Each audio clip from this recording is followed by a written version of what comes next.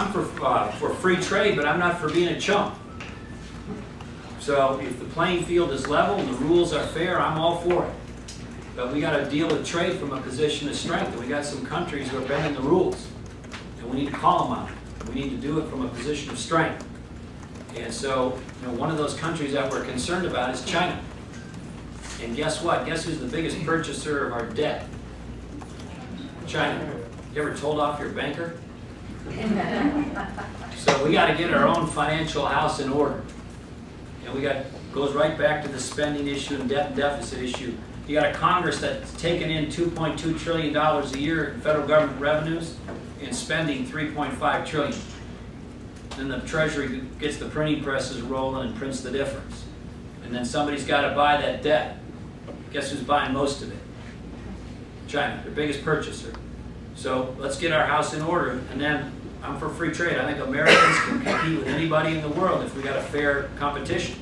So you would renegotiate like GATT, NAFTA, the trade deal with China? Well, I'd enforce them, for starters. You look at GATT, or the World Trade Organization, when there's a violation, somebody's not playing by the rules, we got to have the strength and clarity and conviction to call them on. And we got rules in place now that aren't enforced. And they're not enforced in part because nobody calls China and some other places on it. We need to do that. Now, they come back at us with some arguments, but I'll give you one example that is a little exaggerated, but it's generally true. If you want to do business in China and you're in an industry that's of strategic interest to them and their government, they ask you some questions and they have some expectations. Where's your China plant going to be? How many Chinese are you going to employ? How much is the building going to cost? How much capital equipment are you going to be putting in the building? How much of it's Chinese? Where's your technology? We'd like to see it. Meet your new local technology partner. By the way, if he steals your technology and is competing with you down the street in 5 years, too bad for you, because our courts don't enforce intellectual property rights. Now, we wouldn't do this, but imagine if we did that to them. Oh, you'd like to access the American consumers? Where's your American plant? How many Americans are you going to employ? Got some technology? We'd like to see it. Meet your new American technology partner. And by the way, we don't enforce intellectual property rights in our courts. Now, that's the kind of discussion that we need to have with them about a fair playing field. They got some gripes on us too, but in general, we need to be much stronger when it comes to standing up for America in these trade discussions and trade decisions. Yes, sir. Obama and his administration have proposed to raise energy taxes on their producers. How is that going to slow the job growth rate and raise energy prices as well? Well, I don't support the Obama administration's initiatives to raise the cost and taxes on energy. I think as a broader reform where we're lowering tax rates, and we can eliminate deductions and credits and the like as best we can, that needs to result in a revenue neutrality or actual reductions in revenue to government, not an increase in tax burdens. But on energy policy more broadly, what do we know about supply and demand? When supply goes up, what happens to price? It goes down, right? So our objective in our energy policy is to get more energy. And I would say more American energy, like I said before. So what does that mean? Let's drill in Anwar. Let's drill in Alaska. Let's learn the lessons of the Gulf oil spill, but let's not put moratoriums on offshore drilling. Let's drill offshore. As some of you know, just in the last 3 or 5 years, we have now found more natural gas within the territorial reach of the United States of America to supply the entire baseload energy needs of the country for 75, and some experts would say for as much as 200 years or more. We should go get that and bring it to market. We have a 250-year supply of coal in the United States of America. We should use clean technology, but we should use that. Nuclear makes sense, and we should advance that. Now, Japan had 40-year or so old plants. The new plants that we use would be mindful of the problems in Japan, but we should advance nuclear as well. And then we should advance the renewable energy sources that make sense. Some of them do, some of them don't. Some of them are in the early stages. But we need to do all of the above and get as much energy as we possibly can online so we can get more supply and get get a more affordable price. And thank you for bringing it up. Sir? I'd like to know why, well, this problem here, everybody seems to be stepping around it, the illegals. I don't step around it. On all this stuff, again, everybody's going to come here and tell you their thing. I've actually done all this. I've done it all. So when President Bush said, who's going to volunteer to send their National Guard to the troops to enforce the border? Not many governors volunteered. I did. I sent the Minnesota National Guard to the Arizona border as part of Operation Jumpstart. Guess what? It works. So as it relates to securing the border, it's not just an immigration issue, it's a national security issue. First order of business of the federal government is to make sure this nation's secure and our people are safe. We should never take our eye off the ball, and part of that is border security. That means more infrared, that means more drones, that means more fence and barrier, that means more border patrol fully authorized to take action, and if need be, that means backed up by appropriate military capabilities. And get this border enforced, and it works and it can make a difference. That's number one. Number two, why do most illegal immigrants come here? Jobs, right? So we have to shut off the magnet that they're coming towards and make sure that people who come are here legally. How do we do that? Well, if I want to get a job currently, let's say Chad is the employer, I come to Chad, say, Chad, I'd like to get a job with you. Chad says, well, thanks. He brings out an I-9 form. You've probably seen it, maybe. I-9 form. It's what you got to do to prove eligibility, legal status. I bring out some documents. Let's say they're Honduran passports, Guatemalan birth certificates. Chad checks. Pawlenty gave me those documents. He photocopies them, staples them to the back of the I-9 form, throws them in his file. Chad has met his legal obligation. He's good to go. I seemingly have met mine. Now, what do we know about that system? It's a 1950s paper-based, fraud-filled system, and it gets gamed every day all over the country. Now, why is this important? It's important because we're a nation based on the rule of law. And if you have this many people openly, knowingly, intentionally flaunting and violating the law, it not only is an immigration problem, which it is, it also corrodes one of the central pillars of our country. We got to have respect for the law. And we got a situation that's out of control. So what do we do about that? Both for employment and for public benefits, we got to have verification systems that are quick and accurate. We can't expect Chad, look, if he's running the local hardware store in Altoona, we can't have him go conduct an international investigation as to whether the Guatemalan birth certificate or the Honduran documents are accurate. He's got a business to run. But we got to have a system in place that's quick and accurate and efficient. Governor of Minnesota issued an executive order that said, if you want to do business with the state of Minnesota, you want to get hired by the state of Minnesota, you're a subcontractor that does business with any of those folks, you got to use E-Verify, which is an electronic system that does what I'm describing. It's not perfect, but it's getting better. It can be even better yet. Same with public benefits. Almost every state in the country has laws that say if you're here illegally, unless you're a pregnant woman, you don't get public benefits. But nobody checks. Nobody checks. So if you want to dry up most of the illegal immigration, you do those two things, you just solve most of the problem. And you can do it in a big hurry. Amen. So that's those. But again, I've actually done these things. I'm just talking about it. I did it. I had big battles about it in a liberal state. Sir. Okay, back to the energy. Wind energy is very important in the state of Iowa. Yes. 20% of our electricity comes from wind energy. And the manufacturing is very important. A lot of jobs that we have in the state of Iowa. And I need to see if you have any points on that. I really do. Thanks for asking. Wind energy is a big part of the energy portfolio. If you look at baseload energy for the country or electricity, about half of it is coal currently, nationally, not Iowa. 20% nuclear, 20% natural gas, and the rest is all the renewables and others. So that includes solar, wind, biogas, biomass, and the like. Wind, I think, is very promising. Now, Minnesota is one of the top. We used to argue with Iowa whether you guys were ahead or we were ahead, and I think you passed us up. But we're not too far behind. And so Minnesota's a big wind energy state. And we have big, ambitious goals in Minnesota, about 25% of our baseload energy coming from renewables, mostly wind, going forward. So you can't compare all these industries to the ones that have been around for 100 years. Some of them are much newer. And so I think we got to give them a fair chance. And so one of the things that's important to wind is something called the PTC, right? The production tax credit. And Congress authorizes its renewal, but does so only 1 year at a time. And each year, the wind energy industry, which is the manufacturers, the people who build the turbines and all the stuff that takes place to keep that part of the economy going in Iowa, is wondering, are we going to get the tax credit renewed or not? And it has this really uncertain effect on the market, because if you're going to invest big money in the wind industry, you want to know what's going to go on beyond just the next 12 months.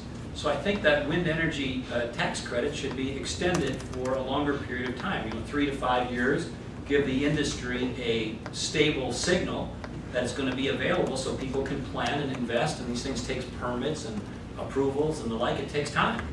And then in the long run, we're going to have to ask all of the energy sources to stand on their own.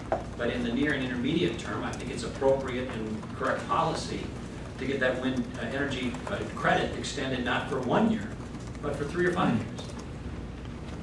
Sir? Yeah, two things. How do you feel about the fiat currency that we're currently using and the 750 military outposts in their future? Great question. The currency situation around the world, including the United States, is challenging. Our Federal Reserve is run by Chairman Bernanke. I opposed his appointment last time publicly. Again, everybody talks about this now. I was here years ago. We need to move back towards a stronger dollar policy. A strong dollar reflects a strong economy and a strong country. So here's what I think we should do minimally as it relates to the Federal Reserve. Number one, they should be audited. The idea that we have a public entity that does not open itself up to audits, I think, is irresponsible. That they have an obligation, I think, to demonstrate to the American public what they do and their books. Two is, if you look at how they get selected, the member banks and institutions within the system pick the board members. It's very insular. I think that should be opened up to a reformed and better selection process. And three, they called him Helicopter Ben for a reason. They wrote it up in a book before the financial crisis, and at one point he famously said something like, if need be, we'll throw money out of a helicopter. That's sort of what they did. And we should first keep in mind, we've got to blame the Congress. Because the reason the Fed is printing and distributing the money is the difference between the money they take in, $2.2 trillion, and the money they're spending, $3.5 trillion. They print the money, float the debt. Chinese, Brazil, Japan buy it, and then worse yet, they started buying their own debt. QE1, QE2. So you have the United States government, paying off their Visa card with their Discover card. And that all needs to stop. But then in addition, they did all these other things. They did all the bailouts through the back door. They did the various financial arrangements that didn't even go through the Congress, weren't even authorized by the Congress. So we need a strong dollar policy. We need to move back towards that. And I don't think Chairman Bernanke has that in mind as a goal, and I don't think the Federal Reserve is doing a very good job in terms of transparency and accountability to the American people. Sir? You got a little rotator cuff surgery? Yes. How's it going? It went well, thank you. Yeah? You doing the rehab? Yes. All right. No pain. Yeah. This kind of goes along with the free trade situation. A lot of the factories are closing or have closed because of the fact that China and Mexico and other places have such cheap labor. And then they bring those products in here. You can't go to a local store now and buy something that was made in the U.S. very often. What would you do to bring those jobs back? Yeah. Well, you diagnosed part of the problem exactly right, which is there are huge wage differences between the United States and other parts of the world. We don't want to drag down our quality of life to emerging world or developing world or third world status. So what do we need to do? We need to be more competitive. We don't have to have our costs line up exactly with theirs, or you have that as a goal moving in their direction, because we've got some other advantages. We've got a really productive workforce. We've got great technology. We've got great innovation. We've got great invention. The American workforce is incredibly industrious and creative and collaborative. In many ways, it's still the envy of the world. So I don't think our goal should be to compress or reduce the wage rates, but we got to be more competitive in other ways. So as it relates to manufacturing and the jobs lost overseas, Number one, I'd get back to this gentleman's question, my response to it. Make sure we push hard on not just free trade, but fair trade. Number two, we've got to make the economics of providing jobs and investment in this country more competitive. Again, we don't have to square up with those other places, but we've got to at least make it relatively better for people who want to invest and grow jobs in our country. Number three, you should know that the total output of value of manufactured goods in the United States continues to go up. It's just done with fewer people, which is the problem. Some of it's automation, some of it's other effects. But in Minnesota, for example, we've had pretty good luck with what they call higher value-added manufacturing. So the medical device industry is an example where you've got higher quality components, you've got higher expectations regarding quality, and so there's a niche in the manufacturing marketplace for that, and some focus on that is important. And then there's an early entrant premium in manufacturing, which means if you're the first one into the marketplace with a new process, a new product, an invention, an innovation, at least for a while, you've got a big advantage. And so continuing to emphasize research and commercialization of research and innovation and inventiveness and policies that encourage that are really important. So you look at Minnesota, I'm sure you have examples of this in Iowa. At the University of Minnesota, some people spun out of university and started Medtronic. It's good to have Medtronic in Minnesota. We had some people who were messing around with grinding equipment, trying to be inventive with some grinding processes. They accidentally came across an invented sandpaper. That's how 3M started. You go down the list. We had some people who used to not put much value on pork shoulders. They thought that was kind of a byproduct or a waste product. Well, guess what? They started Hormel. And I'm down the list in Spam, I should say. The Wonder Meat in a can. Hey, come on now. You know what I'm talking about. You get a big, thick slice of Spam on a sourdough with some cheddar. Life is good. You know what I'm talking about. Yeah, now they got all kinds of new Spam. They got turkey Spam, low-fat Spam, all the whole thing. So and then also, once the economy gets better, this is not an issue now with the crash, but pre-crash, we had a misalignment of the workforce needs in the workforce. And so again, this was pre-crash, but a lot of people like a welder in Lakeville, Minnesota came to me when I was governor and said, pre-crash, Governor, I got these welding jobs, 50 grand a year, I'll train them. Just need them to show up on time reliably, along with their coworkers, not do anything real stupid, and I'll give them a $50,000 a year job. You know what his problem was back then? Couldn't get people to take the job. Thought it was too boring, too dirty, too whatever. Now, again, with the crash, it's different now. And then we had a similar story down in Rochester right outside the Mayo Clinic. White floors, skylights, clean place, but it was piecework. And she said I could double this business in 12 months. You know what her problem was back then? Couldn't get people to take the jobs because they didn't want it. They thought it was too boring, too whatever. So one of the things we need to do, especially after we get through this recession, is to make sure we get back to another round of welfare reform that says to people, look, if you're disabled, we understand there's a safety net for you. But if you're able-bodied and you expect public benefits, we expect you to do your best to try to work. And we've got to put some renewed expectations on that.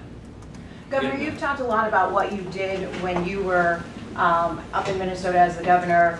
What do you think of what happened today, and what would you do to ensure that it doesn't happen on a federal level if you become president? When you say today, what happened today? The shutdown.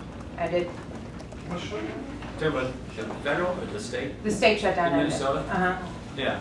Well, in Minnesota, from 1960 until I became governor, they spent a 21% increase in government spending every 2 years for 40 years. Absolutely ridiculous, reckless, irresponsible, unsustainable. And so I came in and drew lines in the sand and said, we're not doing that anymore. We had big fights. And so I had the first government shutdown in 150 years. I set a record for vetoes as the governor of the state of Minnesota. And I took more money using executive authority out of the budget in Minnesota during my years as governor than all the other 142 years worth of governors combined. And so we took Minnesota from a very liberal place and pointed it in a very different, more common sense, conservative direction. I'm proud of that record. And I'm proud of the Republicans in Minnesota for standing strong and saying we're not going to raise taxes. Again, it gets back to what I said at the onset of this. We didn't get into this mess as a country and as government more broadly because we're undertaxed. We got into this mess because politicians in Washington DC and elsewhere spent too darn much money. And those numbers aren't disputable. The government spending went up way faster than the growth in the private economy. And so I think these dramatic moments where you have the debt ceiling debate or the shutdowns or the like, or the threat of shutdowns, are important moments. Because then you have politicians whose back's up against the wall and it's gut check time. And they're either going to do something meaningful or significant or not, and I sure hope the Republicans in Washington, D.C. now walk the walk. Again, this isn't about speeches and flapping your jaw and coming back and saying, you know, I offered a failed amendment. It's getting the job done. The hour's late. The country needs you. My campaign needs you, so I hope you'll show up on Ames on August 13th. Thanks for coming today. Thanks for listening. Appreciate it.